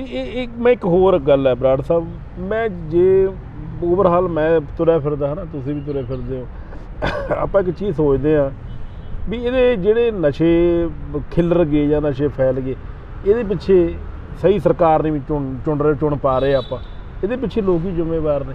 ਕਿਉਂਕਿ ਅਸੀਂ ਸ਼ਰਾਬ ਦੀ ਬੋਤਲ ਬਿਨਾਂ ਵੋਟ ਹੀ ਨਹੀਂ ਪਾਉਂਦੇ, ਅਸੀਂ ਭੁੱਕੀ ਫੀਮ ਡੋਡਿਆਂ ਬਿਨਾਂ ਵੋਟ ਹੀ ਨਹੀਂ ਪਾਉਂਦੇ, ਅਸੀਂ ਨਗਦ ਲੈ ਕੇ ਵੋਟ ਨਹੀਂ ਪਾਉਂਦੇ। ਅੱਜ 4 ਦਿਨ ਪਹਿਲਾਂ ਰਾਜਾ ਵੜਿੰਗ ਦਾ ਕਿਸੇ ਸਪੋਰਟਰ ਨਾਲ ਵੀ ਆਡੀਓ ਵਾਇਰਲ ਹੋਇਆ ਵੀ ਯਾਰ ਮਜਬੀਆਂ ਨੂੰ, ਚਮਾਰਾਂ ਨੂੰ ਜਾਂ ਰਬਦਾਸੀਆਂ ਨੂੰ 1000 ਰੁਪਏ 'ਚ ਵੋਟ ਖਰੀਦ ਲਓ, ਵਿਕਦੀ ਹੈ ਯਾਰ ਵੋਟ, ਵਿਕਦੀ ਹੈ, ਇਹ 'ਚ ਕੋਈ ਸ਼ੱਕ ਵਾਲੀ ਗੱਲ, ਸ਼ੱਕ ਨਹੀਂ ਹੈ। ਠੀਕ ਹੈ, ਕਿਸੇ ਦੇ ਘਰੇ ਕਣਕ ਜਾਂਦੀ ਹੈ, ਕਿਸੇ ਦੇ ਘਰੇ ਦਾਰੂ ਜਾਂਦੀ ਹੈ, ਪਰ ਜਦੋਂ ਅਸੀਂ ਲੈ ਦੇ ਕੇ ਵੋਟਾਂ ਪਾਉਂਦੇ ਹਾਂ ਤੇ ਫਿਰ ਅਸੀਂ ਕਿੱਦਾਂ ਉਮੀਦ ਕਰਦੇ ਹਾਂ ਐਮਐਲਏ ਤੋਂ ਵੀ ਸਾਡੀਆਂ ਗਲੀਆਂ ਨਾਲੀਆਂ ਪੱਕੀਆਂ ਕਰਾਊਗਾ। ਕੋਈ ਸ਼ੱਕ ਨਹੀਂ ਹੈ, ਠੀਕ ਹੈ ਗੱਲ, ਬਿਲਕੁਲ ਤੁਸੀਂ ਦਰੁਸਤ ਕਹਿ ਰਹੇ ਹੋ। ਅਗਲਾ 20 ਕਰੋੜ ਰੁਪਏ ਖਰਚ ਕਰਕੇ ਐਮਐਲਏ ਬਣੇ। ਬਿਲਕੁਲ ਬਿਲਕੁਲ, ਸਿਆਸਤ ਬਹੁਤ ਮਹਿੰਗੀ ਹੋ ਚੁੱਕੀ ਹੈ, ਆਮ ਬੰਦੇ ਦੇ ਵੱਸ ਦਾ ਰੋਗ ਨਹੀਂ ਰਹੀ ਸਿਆਸਤ। ਔਰ ਸਰਪੰਚਾਂ ਜਾਂ ਐਮਸੀਆਂ ਦੀ ਜਦੋਂ ਇਲੈਕਸ਼ਨ ਹੁੰਦੀ ਹੈ ਉਦੋਂ ਵੀ ਇਹੀ ਹਾਲ ਹੈ, 10-10 20-20 ਲੱਖ ਰੁਪਈਆ ਤਾਂ ਹੁਣ ਸਰਪੰਚ ਕਰਦੇ ਆ। ਈਵਨ ਕਿ ਹੁਣ ਮੈਂ ਇਸ ਵਾਰੀ ਸੁਣਿਆ ਵੀ ਕਰੋੜ ਰੁਪਈਆ ਖਰਚ ਕੀਤਾ ਹੈ ਐਮਸੀ ਇਲੈਕਸ਼ਨਾਂ 'ਤੇ ਔਰ ਸਰਪੰਚੀ ਦੀਆਂ ਇਲੈਕਸ਼ਨ। ਬਿਲਕੁਲ। ਜਦੋਂ ਇੰਨਾ ਪੈਸਾ ਕੋਈ ਖਰਚ ਕਰੂਗਾ ਤੇ ਪਿੰਡ ਦੀ ਡਿਵੈਲਪਮੈਂਟ ਜਾਂ ਸ਼ਹਿਰ ਦੀ ਡਿਵੈਲਪਮੈਂਟ ਕਿਵੇਂ ਹੋ ਸਕਦੀ? ਮੈਂ ਉਹਨੇ 30% 25% ਕਮਿਸ਼ਨ ਖਾਣਾ ਹਰ ਡਿਵੈਲਪਮੈਂਟ। ਕਮਿਸ਼ਨ ਖਾਣ ਦੇ ਨਾਲ ਇਕੱਲਾ ਕਮਿਸ਼ਨ ਨਹੀਂ ਖਾਂਦਾ ਜੀ, ਸਾਰਾ ਕੁਝ ਹੀ ਖਾ ਜਾਂਦੇ ਕਈ ਵਾਰੀ ਤਾਂ। ਮੈਂ ਨਾ ਬੜੀ ਪੁਰਾਣੀ ਗੱਲ ਹੈ ਜੀ, ਭਲਾਈਆਣਾ ਪਿੰਡ ਹੈ ਮੁਕਤਸਰ ਡਿਸਟ੍ਰਿਕਟ, ਤੇ ਉੱਥੇ ਬਾਦਲ ਸਾਹਿਬ ਆਏ, ਉਦੋਂ ਅਕਾਲੀ ਦਲ ਦੀ ਸਰਕਾਰ ਸੀ, ਤੇ ਉਹ ਪਿੰਡ ਵਾਲੇ ਨੇ ਕਿਹਾ ਵੀ ਆ ਜਿਹੜਾ ਸਾਡਾ ਛੱਪੜ ਹੈ ਜੀ, ਇਹਦੀ 4 ਦੁਆਰੀ ਕਰਨੀ ਹੈ ਵੀ ਇਹ ਬੜਾ ਗੰਦ ਪਾਉਂਦਾ ਤੇ ਸਾਨੂੰ ਇਹਦੇ ਵਾਸਤੇ ਪੈਸੇ ਦੇ। ਤੇ ਉਹ ਕਹਿੰਦੇ, ਬਾਲ ਸਾਹਿਬ ਕਹਿੰਦੇ ਵੀ ਕੋਈ ਗੱਲ ਨਹੀਂ, ਮੈਂ ਕੋਈ ਨਹੀਂ ਕਰਦਾ। ਉਹ ਖਹਿੜੇ ਪੈ ਗਏ ਪਿੰਡ ਵਾਲੇ। ਉਹ ਨਾਲੇ ਤਾਂ ਉਹਨੂੰ ਆਪਦੇ ਪੀਏ ਨੂੰ ਕਹਿੰਦੇ ਚੱਲ ਕਾਕਾ ਇੰਨੇ ਦਾ ਚੈੱਕ ਕੱਟ ਦੂੰ। ਉਹ ਕਹਿੰਦੇ ਜੀ ਹੋਰ ਵਧਾਓ। ਉਹ ਕਾਕਾ ਤੀਜੀ ਵਾਰੀ ਦੇ ਰਿਹਾ, ਹਾਲੇ ਤੱਕ ਮੈਨੂੰ ਇੱਟ ਤਾਂ ਕੋਈ ਦਿੱਸੀ ਨਹੀਂ ਇੱਥੇ। ਦੇਖ ਲਓ ਤੁਸੀਂ ਕਿਵੇਂ ਸੋਚ ਸਕਦੇ ਹੋ ਵੀ ਜਦੋਂ ਇੰਨੇ ਲੋਕ ਪੈਸੇ ਲਾਉਣਗੇ ਤਾਂ ਡਿਵੈਲਪਮੈਂਟ ਕਿਵੇਂ? ਚੀਜ਼ਾਂ ਹੀ ਖਾ ਜਾਂਦੇ ਆ, ਸਾਰੀ ਜਿਹੜੀ ਪੈਕੇਜ ਆਉਂਦਾ ਹੈ ਉਹ ਸਾਰੇ ਦਾ ਸਾਰਾ ਹੀ ਖਾ ਜਾਂਦੇ ਆ।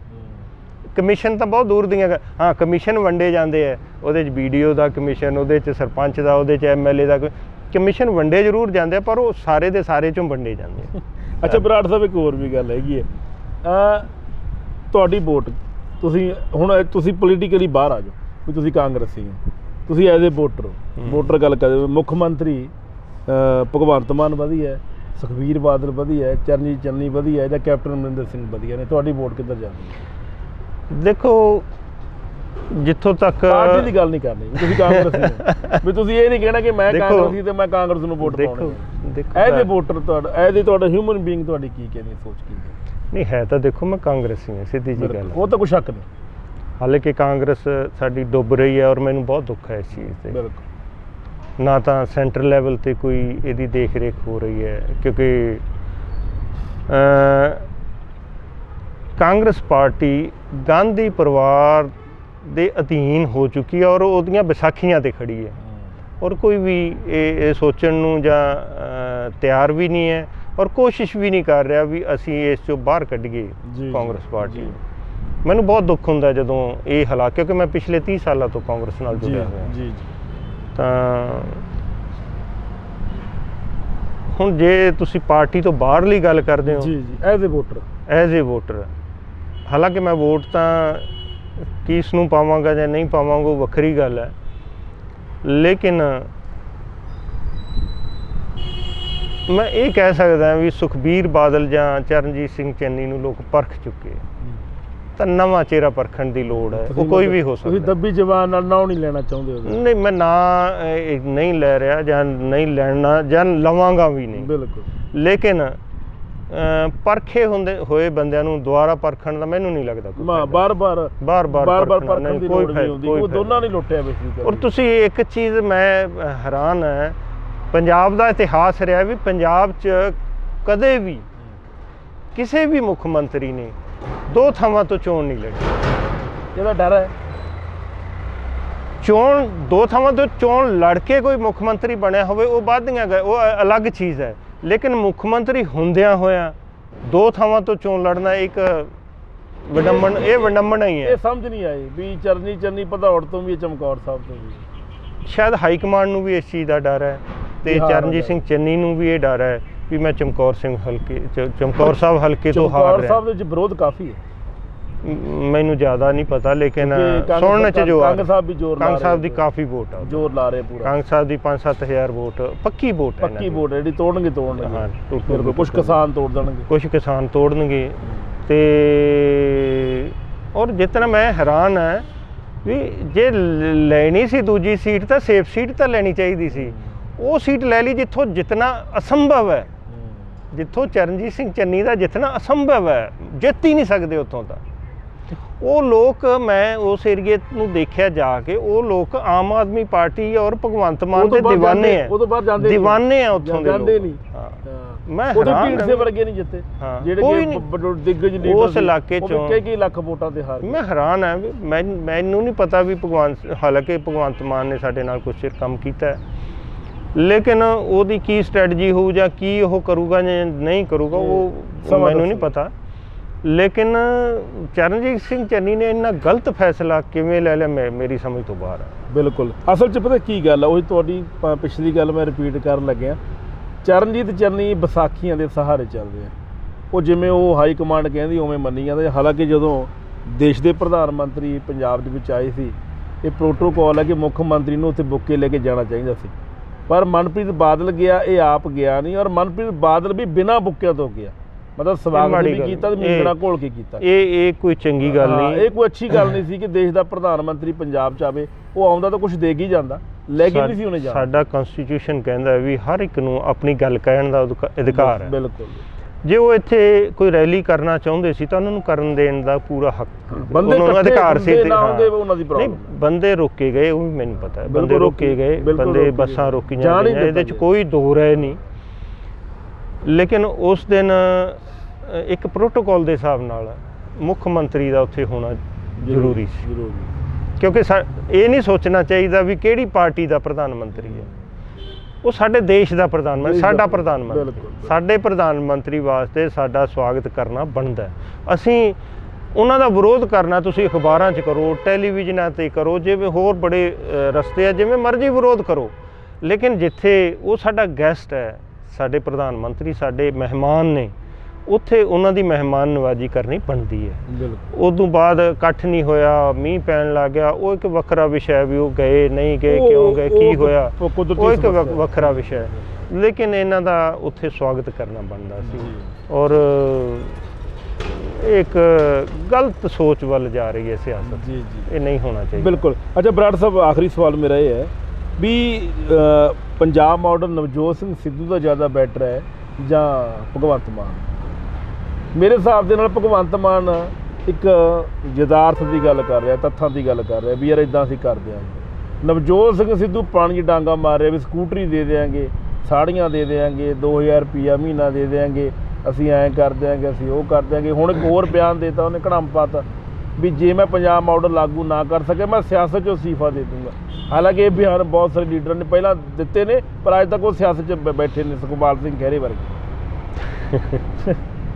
ਇਹ ਬੜੀਆਂ ਹੈਰਾਨੀ ਵਾਲੀਆਂ ਕਈ ਗੱਲਾਂ ਹੁੰਦੀਆਂ ਜਿਹੜੀਆਂ ਕਿ ਸਾਡੀ ਸੋਚ ਤੋਂ ਪਰੇ ਹੋ ਜਾਂਦੀਆਂ। ਫੜਾ ਮਾਰ ਜਿੱਥੋਂ ਤੱਕ ਮਾਡਲ ਦੀ ਗੱਲ ਹੈ ਜੀ ਜਾਂ ਫ੍ਰੀ ਚੀਜ਼ਾਂ ਦੀ ਦੇਣ ਦੀ ਗੱਲ ਹੈ, ਸਾਡੇ ਟੈਕਸ ਪੇਅਰਸ ਦਾ ਪੈਸਾ ਕਿਵੇਂ ਬਰਬਾਦ ਕੀਤਾ ਜਾਂਦਾ ਹੈ, ਇਹ ਸਾਡੇ ਸਿਆਸਤਦਾਨਾਂ ਨੇ ਸਾਨੂੰ ਦੱਸਤਾ ਵੀ ਇਹ ਬਰਬਾਦੀ ਇਸ ਤਰ੍ਹਾਂ ਹੋ ਸਕਦੀ ਹੁੰਦੀ ਹੈ। ਕਿਸੇ ਵੀ ਸਿਆਸੀ ਦਲ ਨੂੰ, ਚਾਹੇ ਆਮ ਆਦਮੀ ਪਾਰਟੀ ਹੈ, ਚਾਹੇ ਅਕਾਲੀ ਦਲ ਹੈ, ਚਾਹੇ ਉਹ ਕਾਂਗਰਸ ਹੈ, ਉਹਨਾਂ ਨੂੰ ਇਹ ਅਧਿਕਾਰ ਹੀ ਨਹੀਂ ਹੈ ਵੀ ਲੋਕਾਂ ਦੇ ਪੈਸੇ ਨੂੰ ਤੁਸੀਂ ਵੇਸਟ ਕਰ ਸਕੋ। ਬਿਲਕੁਲ। ਸਾਨੂੰ ਮੁਫਤ ਚੀਜ਼ਾਂ ਦੀ ਨਹੀਂ ਲੋੜ, ਸਾਨੂੰ ਸਕੂਲਾਂ ਦੀ ਲੋੜ ਹੈ, ਸਾਨੂੰ ਹਸਪਤਾਲਾਂ ਦੀ ਲੋੜ ਹੈ, ਸਾਨੂੰ ਰੁਜ਼ਗਾਰ ਦੀ ਲੋੜ ਹੈ। ਰੁਜ਼ਗਾਰ ਦਿਓ, ਚੀਜ਼ਾਂ ਤਾਂ ਆਪਣੇ ਆਪ ਖਰੀਦ ਲੈਣਗੇ ਲੋਕ। ਉਹਦੀ ਅਸੀਂ ਗੱਲ ਹੀ ਨਹੀਂ ਕਰ ਰਹੇ। ਰੁਜ਼ਗਾਰ ਦੀ ਗੱਲ ਕਰਨ ਨੂੰ ਤਿਆਰ ਨਹੀਂ ਲੋਕ। ਇੱਥੇ ਇੰਡਸਟਰੀ ਦੀ ਲੋੜ ਹੈ। ਮੈਂ ਨਾ ਜੀ ਪਿਛਲੇ ਦਿਨਾਂ 'ਚ 20 ਦਿਨ ਪਹਿਲਾਂ ਮੈਂ ਸੂਰਤ ਗਿਆ ਔਰ ਉੱਥੇ ਦੇਖ ਕੇ ਮੈਂ ਬੜਾ ਹੈਰਾਨ ਹੋਇਆ ਕਿ ਉੱਥੇ ਲੋਕ ਵਿਹਲੇ ਹੀ ਨਹੀਂ, ਬੇਰੁਜ਼ਗਾਰੀ ਹੈ ਹੀ ਨਹੀਂ ਹੈ। ਮੈਨੂੰ ਉੱਥੇ ਪਤਾ ਲੱਗਿਆ, ਕਹਿੰਦੇ ਇੱਥੇ ਕੋਈ ਕਦੇ ਸਟ੍ਰਾਈਕ ਹੀ ਨਹੀਂ ਹੋਈ। ਉਹ ਕਹਿੰਦੇ ਸਟ੍ਰਾਈਕ ਵਿਹਲੇ ਲੋਕ ਕਰਦੇ ਆ, ਰੁਜ਼ਗਾਰ ਜਿਨ੍ਹਾਂ ਕੋਲ ਹੈਗਾ ਉਹ ਸਟ੍ਰਾਈਕ ਕਿਉਂ ਕਰਨਗੇ। ਬਿਲਕੁਲ ਸਹੀ। ਉਸ ਪੈਟਰਨ 'ਤੇ ਸਾਡੇ ਕੋਲ ਇੱਥੇ ਇੰਡਸਟਰੀ ਦੀ ਲੋੜ ਹੈ। ਇਕੱਲੀ ਖੇਤੀ ਨਾਲ ਸਾਡਾ ਗੁਜ਼ਾਰਾ ਨਹੀਂ ਚੱਲਦਾ। ਖੇਤੀ ਇੱਕ ਘਾਟੇਵੰਦ ਸੌਦਾ ਹੈ। ਇਸ 'ਚੋਂ ਸਾਨੂੰ ਸਾਡੇ ਨੌਜਵਾਨਾਂ ਨੂੰ ਬਾਹਰ ਕੱਢਣ ਦੀ ਲੋੜ ਹੈ। ਜਿਹੜੇ ਨੌਜਵਾਨ ਬਾਹਰ ਜਾ ਰਹੇ ਆ, ਕੋਈ ਕੈਨੇਡਾ ਜਾ ਰਿਹਾ, ਕੋਈ ਆਸਟ੍ਰੇਲੀਆ ਜਾਂ ਹੋਰ ਦੇਸ਼ਾਂ ਜਾ ਰਹੇ ਆ, ਉਸ ਦੀ ਬਜਾਏ ਸਾਨੂੰ ਇੱਥੇ ਉਹਨਾਂ ਨੂੰ ਰੁਜ਼ਗਾਰ ਦੇਣਾ, ਉਹਨਾਂ ਨੂੰ ਇੱਥੇ ਇੰਡਸਟਰੀ ਖੋਲ੍ਹ ਕੇ ਦੇਣੀ ਚਾਹੀਦੀ ਹੈ। ਉਸ ਵੱਲ ਸਾਡਾ ਕੋਈ ਧਿਆਨ ਨਹੀਂ ਹੈ। ਨਾ ਨਵਜੋਤ ਸਿੰਘ ਸਿੱਧੂ ਨੇ ਅੱਜ ਤੱਕ ਇੰਡਸਟਰੀ ਬਾਰੇ ਕੋਈ ਗੱਲ ਹੀ ਨਹੀਂ ਕੀਤੀ, ਬਿਆਨ ਨਹੀਂ ਦਿੱਤਾ, ਕੋਈ ਬਿਆਨ ਨਹੀਂ ਹੈ। ਔਰ ਨਾ ਹੀ ਉਹਦੀ ਕਦੇ ਇੰਡਸਟਰੀ ਵਾਲੇ ਜਿਹੜੇ ਮਾਲਕ ਨੇ ਉਹਨਾਂ ਨਾਲ ਕਦੇ ਮੀਟਿੰਗ ਹੋਈ ਹੈ। ਹਾਲਾਂਕਿ ਇੱਕ ਚੀਜ਼ ਹੋਰ ਮੈਂ ਦੇਖੀ ਹੈ ਬਰਾੜ ਸਾਹਿਬ, ਕੇਜਰੀਵਾਲ ਦਾ ਨਾ ਇੱਕ ਵਿਜ਼ਨ ਜਾਂ ਕਲੀਅਰ ਮੈਨੂੰ ਨਜ਼ਰ ਆ ਰਿਹਾ। ਜਿਵੇਂ ਉਹ ਜਲੰਧਰ ਦੇ ਵਿੱਚ ਸਪੋਰਟਸ ਵਾਲੇ ਸੀਗੇ ਜਿਹੜੇ ਖੇਡਾਂ ਦਾ ਸਮਾਨ ਬਣਾਉਂਦੇ ਨੇ, ਫੈਕਟਰੀਆਂ ਵਾਲੇ, ਉਹਨਾਂ ਨਾਲ ਮੁਲਾਕਾਤ ਕੀਤੀ। ਲੁਧਿਆਣੇ ਜਾ ਕੇ ਸਨਅਤਾਂ ਦੇ ਜਿਹੜੇ ਕਾਰੋਬਾਰੀ ਸੀ ਉਹਨਾਂ ਨਾਲ ਮੁਲਾਕਾਤ ਕੀਤੀ। ਇਹ ਕਿਤੇ ਨਾ ਕਿਤੇ ਤੁਸੀਂ ਨਹੀਂ ਸਮਝਦੇ ਵੀ ਕੇਜਰੀਵਾਲ ਇੱਕ ਬਹੁਤ ਅੱਛੇ ਟਰੈਕ ਵੱਲ ਜਾ ਰਹੇ ਨੇ ਵੀ ਯਾਰ ਜੇ ਇੰਡਸਟਰੀ ਹੋਊਗੀ ਤਾਂ ਲੋਕ ਟਿਕਣਗੇ, ਜੇ ਇੰਡਸਟਰੀ ਹੋਊਗੀ ਤਾਂ ਸਾਡੇ ਜਿਹੜੇ ਬੱਚੇ ਵਿਦੇਸ਼ਾਂ ਵੱਲ ਭੱਜ ਰਹੇ ਨੇ ਤਾਂ ਇੱਥੇ ਰਹਿਣਗੇ। ਬਿਲਕੁਲ ਤੁਸੀਂ ਇਹ ਦਰੁਸਤ ਕਹਿ ਰਹੇ ਹੋ। ਅਗਰ ਅਰਵਿੰਦ ਕੇਜਰੀਵਾਲ ਇੰਡਸਟਰੀ ਨੂੰ ਪ੍ਰੋਤਸਾਹਿਤ ਕਰਦੇ ਹੈ ਪੰਜਾਬ 'ਚ, ਤਾਂ ਮੇਰੇ ਖਿਆਲ ਇਸ ਤੋਂ ਚੰਗੀ ਗੱਲ ਕੋਈ ਨਹੀਂ। ਬਿਲਕੁਲ। ਸਾਡੀ ਇੰਡਸਟਰੀ ਕੁਛ ਹਿਮਾਚਲ 'ਚ ਚਲੀ ਗਈ, ਇੱਥੋਂ ਤੱਕ ਕਿ ਸਾਡੀ ਇੰਡਸਟਰੀ ਗੁਜਰਾਤ 'ਚ ਚਲੀ ਗਈ। ਮੈਨੂੰ ਸੁਣ ਕੇ ਬੜੀ ਹੈਰਾਨੀ ਹੋਈ ਉੱਥੇ ਜਾ ਕੇ ਵੀ ਸਾਡੀ ਜਿਹੜੀ ਗੋਬਿੰਦਗੜ੍ਹ ਦੀ ਜਾਂ ਖੰਨੇ ਦੀ ਇੰਡਸਟਰੀ ਗੁਜਰਾਤ 'ਚ ਚੱਲ ਰਹੀ ਹੈ, ਉੱਥੋਂ ਪੱਟ ਕੇ ਇੱਥੇ ਲਾਏ। ਸੋ ਇੱਕ ਤਾਂ ਸਾਡੇ ਨਾ ਸ਼ਰਤਾਂ ਬੜੀਆਂ ਸਖਤ ਹੈ। ਸਾਡੇ ਕੋਈ ਲਾਇਸੈਂਸ ਲੈਣਾ ਕਿਸੇ ਇੰਡਸਟਰੀਲਿਸਟ ਨੇ ਤਾਂ ਇਕੱਲੇ ਪੈਸੇ ਨਹੀਂ, ਉਹਦੀਆਂ ਨੱਕ ਨਾਲ ਲਕੀਰਾਂ ਕਢਾ ਦਿੰਦੇ ਆ। ਉਹ ਅਖੀਰ ਇਹੀ ਸੋਚਦਾ ਯਾਰ ਵੀ ਇਹੋ ਜਿਹੇ ਸੂਬੇ 'ਚ ਮੈਂ ਕੀ ਲੈਣਾ। ਸਾਡੇ ਤੋਂ ਤੁਸੀਂ ਦੇਖੋ ਵੀ ਪਹਿਲੇ ਨੰਬਰ 'ਤੇ ਸੀ ਸੂਬਾ ਸਾਡਾ, ਤੇ ਹਰਿਆਣਾ ਬਹੁਤ ਪਿੱਛੇ ਸੀ। ਹਰਿਆਣਾ ਤੁਸੀਂ ਦੇਖ ਲਓ ਪਹਿਲੇ 5 'ਚ ਆ ਗਿਆ, ਤੇ ਜਿਹੜਾ ਸਾਡਾ ਸੂਬਾ 24 'ਚ ਤੇ ਕਿ 23ਵੇਂ ਨੰਬਰ 'ਤੇ, ਜਦੋਂ ਕਿ ਬਹੁਤ ਪੋਜੀਸ਼ਨ ਦੀ ਅੱਛੀ ਪੋਜੀਸ਼ਨ ਹੈ। ਮਤਲਬ ਹੈਰਾਨੀ ਹੁੰਦੀ ਹੈ ਵੀ ਇਹੋ ਜਿਹੇ ਖੁਸ਼ਹਾਲ ਸੂਬੇ ਨੂੰ ਇੰਨਾ ਬਰਬਾਦ ਕਿਵੇਂ ਕਰ ਦਿੱਤਾ ਇਹਨਾਂ ਲੋਕਾਂ ਨੇ। ਔਰ ਇਹ ਸਿੱਖਣ ਦੀ ਲੋੜ ਹੈ ਇਹਨਾਂ ਤੋਂ ਵੀ ਇਸ ਤਰ੍ਹਾਂ ਵੀ ਕੋਈ ਸੂਬੇ ਬਰਬਾਦ ਜਾਂ ਦੇਸ਼ ਬਰਬਾਦ ਕੀਤੇ ਜਾ ਸਕਦੇ। ਇਹ ਲੀਡਰ ਸਾਡੇ ਮੇਰੇ ਖਿਆਲ 'ਚ ਇਹੀ ਸਿੱਖ ਰਹੇ ਨੇ ਕਿ ਉਹਨੇ ਬਾਦਲਾਂ ਨੇ ਇੰਨਾ ਬਰਬਾਦ ਕੀਤਾ, ਅਸੀਂ ਹੁਣ ਥੋੜ੍ਹਾ ਜਿਹਾ ਵੱਧ ਕਰਾਂਗੇ। ਹਾਂ, ਹਾਲੇ ਤਾਂ ਸਿੱਖੀ ਹੈ, ਇਹੀ ਸਟ੍ਰੈਟਜੀ ਚੱਲ ਰਹੀ। ਹਾਲੇ ਤਾਂ ਬਰਬਾਦ ਕਰਨ ਲਈ ਜ਼ੋਰ ਲੱਗ ਰਿਹਾ, ਆਬਾਦ ਕਰਨ ਲਈ ਕਦੋਂ ਜ਼ੋਰ ਲੱਗੂਗਾ ਇਹ ਆਉਣ ਵਾਲਾ ਵਕਤ। ਬਿਲਕੁਲ। ਭਗਵੰਤ ਮਾਨ ਦੀਆਂ ਕੁਛ ਮੈਨੂੰ ਗੱਲਾਂ ਬੜੀਆਂ ਅੱਛੀਆਂ ਲੱਗਦੀਆਂ, ਹਾਲਾਂਕਿ ਬਹੁਤ ਘੱਟ ਵਿਚ ਰਿਹਾ ਉਹਨਾਂ ਦੇ ਨਾਲ। ਮੈਂ ਜਦੋਂ ਐਕਟਰ ਸੀ ਉਦੋਂ ਮੈਂ ਉਹਨਾਂ ਨਾਲ ਜ਼ਿਆਦਾ ਸੀ, ਲੇਕਿਨ ਪੋਲੀਟੀਕਲੀ ਮੈਂ ਉਹਨਾਂ ਨਾਲ ਘੱਟ ਵਿਚ ਰਿਹਾ।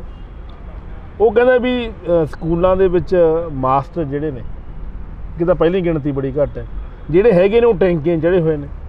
ਪਰ ਬੱਚੇ ਥੱਲੇ ਬੈਠੇ ਇਸ ਗੱਲ ਦੀ ਵੇਟ ਕਰ ਰਹੇ ਨੇ ਕਿ ਕਦੋਂ ਮਾਸਟਰ ਥੱਲੇ ਉਤਰੂਗਾ, ਕਦੋਂ ਸਾਨੂੰ ਕੰਮ ਕਰਵਾਊਗਾ। ਹਾਲਾਤ ਇਦਾਂ ਬਣੇ ਪਏ। ਸਾਡੇ ਪੰਜਾਬ ਦੀ ਇੱਕ ਤਰਾਸਦੀ ਹੈ ਕੁਲਵੰਤ ਜੀ ਕਿ ਸਰਕਾਰੀ ਸਕੂਲਾਂ ਦੇ ਜਿੰਨੇ ਮਾਸਟਰ ਹੈ, ਚਾਹੇ ਉਹ ਪ੍ਰਾਇਮਰੀ ਦੇ ਹੈ, ਚਾਹੇ ਹਾਈ ਦੇ ਹੈ, ਹਾਈ ਸਕੂਲ ਦੇ ਹੈ, ਚਾਹੇ ਉਹ ਸੈਕੰਡਰੀ ਸਕੂਲ ਦੇ, ਜੀ ਉਹ ਸਾਰੇ ਮਾਸਟਰਾਂ ਦੇ ਬੱਚੇ ਪ੍ਰਾਈਵੇਟ ਸਕੂਲਾਂ 'ਚ ਪੜ੍ਹਦੇ। ਬਿਲਕੁਲ ਪੜ੍ਹਦੇ। ਉਹਦਾ ਕਾਰਨ ਕਿ ਸਾਡੇ ਹਾਲਾਤ ਨਹੀਂ ਅੱਛੇ ਪੰਜਾਬ 'ਚ। ਇਹ ਸਾਡੀ ਤਰਾਸਦੀ ਹੈ ਕਿਉਂਕਿ ਉਹਨਾਂ ਨੂੰ ਆਪਣੇ ਆਪ 'ਤੇ ਇੱਕ ਤਾਂ ਭਰੋਸਾ ਨਹੀਂ, ਨੰਬਰ 1। ਨੰਬਰ 2 ਤੇ ਸਾਡੇ ਸਕੂਲਾਂ ਦੀ ਹਾਲਤ ਬਹੁਤ ਮਾੜੀ ਹੈ। ਕੋਈ ਲਾਇਬ੍ਰੇਰੀਆਂ ਨਹੀਂ ਅੱਛੀਆਂ, ਲੈਬੋਰਟਰੀਆਂ ਨਹੀਂ ਅੱਛੀਆਂ, ਜੀ ਉੱਥੋਂ ਦਾ ਇਨਫਰਾਸਟਰਕਚਰ ਸਾਰਾ ਹੀ ਵਿਗੜਿਆ ਹੋਇਆ। ਜਦੋਂ ਉੱਥੇ ਪੜ੍ਹਾਉਣ ਦਾ ਮਾਹੌਲ ਹੀ ਅੱਛਾ ਨਹੀਂ ਹੋਊਗਾ ਤਾਂ ਟੀਚਰ ਵੀ ਨਹੀਂ ਪੜ੍ਹਾ ਸਕਦਾ। ਲੇਕਿਨ ਤੁਸੀਂ ਬੜਾ ਵਧੀਆ ਸਵਾਲ ਕੀਤਾ ਇਹ, ਮੈਂ ਇਹਦੇ 'ਤੇ ਬੋਲਣਾ ਚਾਹੂੰਗਾ, ਥੋੜ੍ਹਾ ਜਿਹਾ ਟਾਈਮ ਲੈਣਾ ਚਾਹੂੰਗਾ। ਜੀ। ਪਹਿਲੀ ਗੱਲ ਤਾਂ ਜੋ ਵੀ ਇਨਸਾਨ, ਜੋ ਵੀ ਨਾਗਰਿਕ ਹੈ ਸਾਡਾ ਪੰਜਾਬ ਦਾ, ਸਰਕਾਰ ਤੋਂ ਤਨਖਾਹ ਲੈਂਦਾ, ਚਾਹੇ ਉਹ ਚਪੜਾਸੀ ਹੈ ਤੇ ਚਾਹੇ ਉਹ ਚੀਫ ਸੈਕਟਰੀ ਹੈ, ਚਾਹੇ ਮੁੱਖ ਮੰਤਰੀ ਹੈ ਤੇ ਚਾਹੇ ਪਿੰਡ ਦਾ ਪੰਚਾਇਤ ਮੈਂਬਰ, ਸਰਕਾਰ ਦੇ ਡਿਪੈਂਡ ਹੈ। ਜੇ ਉਹ ਜਿਹੜਾ ਵੀ ਉਹ ਤੋਂ ਤਨਖਾਹ ਲੈਂਦਾ ਸਰਕਾਰ ਤੋਂ, ਉਹਨਾਂ ਦੇ ਬੱਚੇ ਸਰਕਾਰੀ ਸਕੂਲਾਂ 'ਚ ਪੜ੍ਹਨੇ ਚਾਹੀਦੇ ਹੈ। ਉਹਨਾਂ ਦਾ ਇਲਾਜ ਸਰਕਾਰੀ ਹਸਪਤਾਲਾਂ 'ਚ ਹੋਣਾ ਚਾਹੀਦਾ। ਇੱਦਾਂ ਹੀ ਹੈ। ਹਾਂ, ਇਹ ਜ਼ਰੂਰੀ ਹੈ। ਉਹਨਾਂ ਨੂੰ ਕੋਈ ਏਡ ਨਾ ਦਿੱਤੀ ਜਾਵੇ। ਅਗਰ ਉਹ ਪ੍ਰਾਈਵੇਟ ਹਸਪਤਾਲ ਤੋਂ ਇਲਾਜ ਕਰਾਉਣਾ ਚਾਹੁੰਦੇ ਹੈ ਤਾਂ ਉਹਨਾਂ ਦੀ ਮੈਂਬਰੀ ਵੀ ਖਤਮ ਕੀਤੀ ਜਾਵੇ ਜਾਂ ਉਹਨਾਂ ਦੀ ਨੌਕਰੀ ਖਤਮ ਕੀਤੀ ਜਾਵੇ ਤੇ ਆਪਦੇ ਖਰਚੇ 'ਤੇ ਕਰਾਉਣ। ਜੇ ਉਹ ਆਪਦੇ ਬੱਚੇ ਸਰਕਾਰੀ ਸਕੂਲਾਂ ਦੀ ਥਾਂ 'ਤੇ ਪ੍ਰਾਈਵੇਟ ਸਕੂਲਾਂ 'ਚ ਪੜ੍ਹਾਉਣਾ ਚਾਹੁੰਦੇ ਹੈ ਤਾਂ ਮੈਂ ਸਮਝਦਾ ਵੀ ਉਹਨਾਂ ਨੂੰ ਨਾ ਨੌਕਰੀ ਕਰਨ ਦਾ ਅਧਿਕਾਰ ਹੈ, ਨਾ ਜੇ ਕੋਈ ਕਿਸੇ ਪਦ 'ਤੇ ਹੈ ਜਾਂ ਕੋਈ ਚੁਣੇ ਹੋਏ ਨੁਮਾਇੰਦੇ ਹੈ, ਉਹਨਾਂ ਨੂੰ, ਉਹ ਲੋਕਾਂ ਦੇ ਨੁਮਾਇੰਦੇ ਹੋ ਹੀ ਨਹੀਂ ਸਕਦੇ ਜਿਹੜੇ ਸਾਡੇ ਲੋਕਾਂ ਦਾ ਭਲਾ ਨਹੀਂ ਸੋਚਦੇ। ਜੀ। ਸੋ ਇਹ ਬਹੁਤ ਜ਼ਰੂਰੀ ਹੈ। ਔਰ ਇੱਕ ਹੋਰ ਮੈਂ ਮੰਗ ਕਰਦਾ ਭਾਰਤ ਸਰਕਾਰ ਤੋਂ ਕਿ ਜਦੋਂ ਵੀ ਕੋਈ ਸਰਕਾਰੀ ਨੌਕਰੀ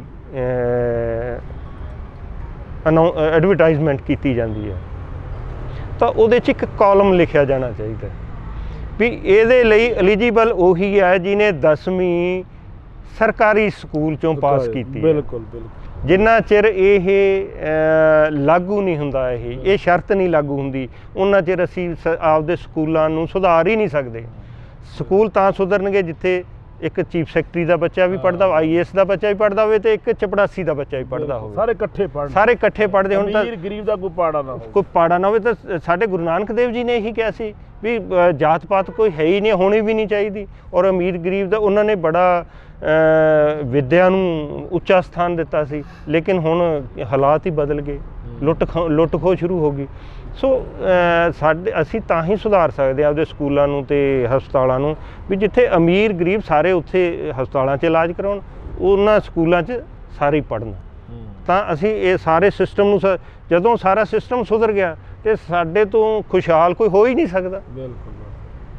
ਸੋ ਇਹ ਮੇਰੀ ਮੰਗ ਹੈ। ਬਿਲਕੁਲ, ਤੁਹਾਡੀਆਂ ਮੰਗਾਂ ਬਹੁਤ ਜਾਇਜ਼ ਨੇ। ਬਰਾੜ ਸਾਹਿਬ, ਤੁਹਾਡਾ ਬਹੁਤ ਬਹੁਤ ਸ਼ੁਕਰੀਆ। ਠੀਕ ਹੈ ਜੀ, ਧੰਨਵਾਦ। ਗੱਲਬਾਤ ਕੀਤੀ। ਦੋਸਤੋ, ਪੰਜਾਬ ਦੇ ਬਹੁਤ ਸਾਰੇ ਮਸਲੇ ਨੇ ਜਿਨ੍ਹਾਂ 'ਤੇ ਸੀਨੀਅਰ ਕਾਂਗਰਸੀ ਲੀਡਰ ਬਰਾੜ ਸਾਹਿਬ ਨਾਲ ਗੱਲਬਾਤ ਅਸੀਂ ਕੀਤੀ। ਔਰ ਸਭ ਤੋਂ ਵੱਡੀ ਗੱਲ ਇਹ ਹੁੰਦੀ ਹੈ ਕਿ ਚਰਚਾ ਅੱਜ ਕਰਨੀ ਬਣਦੀ ਹੈ, ਚਰਚਾ ਕਰਨ ਦੀ ਅੱਜ ਲੋੜ ਹੈ, ਕਿਉਂਕਿ ਪੰਜਾਬ ਨੂੰ ਹੁਣ ਚਰਚਾ ਦੇ ਨਾਲ ਨਾਲ ਹੁਣ ਅਮਲੀ ਜਾਮਾ ਪਹਿਨਾਉਣ ਦੀ ਵੀ ਲੋੜ ਹੈ। ਸਰਕਾਰ ਜਿਹਦੀ ਮਰਜ਼ੀ ਆਵੇ, ਅਸੀਂ ਇਹ ਨਹੀਂ ਕਹਿੰਦੇ ਅਸੀਂ ਕਿਸੇ ਸਰਕਾਰ ਦੇ ਕਿਸੇ ਪਾਰਟੀ ਦੇ ਨਾਲ ਨਹੀਂ ਹੈਗੇ।